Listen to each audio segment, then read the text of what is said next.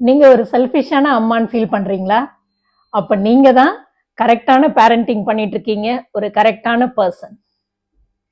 ஏன் அத நான் இப்படி சொல்றேன் அப்படின்னா, நமக்கான ஒரு மீ டைம் நம்ம மேல இன்வெஸ்ட் பண்ணி நமக்கான ஒரு டைம் எடுத்துக்கிட்டா மட்டும்தான் நம்ம பிள்ளைங்களுக்கு நம்ம நினைக்கிற மாதிரி பிள்ளைங்களை வளர்த்த முடியும். அவங்களுக்கு தேவையான ஒரு டைமோ ஒரு லவ் அது கொடுக்கறதுக்கு எல்லாமே நம்ம ஃப்ரெஷ்ஷா இருக்கணும் முதல்ல.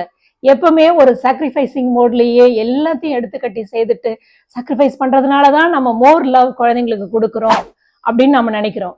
ஆனா பிகாஸ் எப்பயுமே நீங்க சாக்ரிஃபைஸ் மோட்லயே இருக்கிறப்போ யூ திங்க் லவ் பில்ட் ஆகுமா?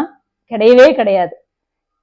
ஸ்ட்ரெஸ் தான் பில்ட் ஆகும். எப்பயுமே நம்ம பிசிக்கலா டயர்டா இருப்போம், மென்டலி ட்ரெயின்ட் அவுட்டா இருப்போம். இப்படி இருக்க ஒரு நம்ம எப்படி ஒரு ஹெல்தியா ஒரு கிளியர் மைண்டோட நம்ம பிள்ளைங்களை கைட் பண்ண முடியும், பிள்ளைங்களுக்கான டைமை கொடுக்க முடியும்.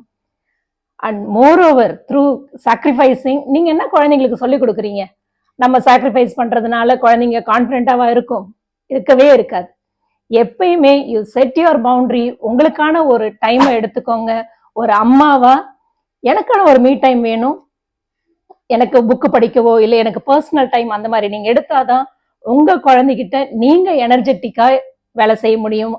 அவங்கள மோர் கான்பிடென்டா ஒரு இண்டிபெண்ட் ஒரு குழந்தையா மோர் இமோஷனலா செக்யூரா இருக்கிற பிள்ளையா உங்களால வளர்த்தி எடுக்க முடியும்.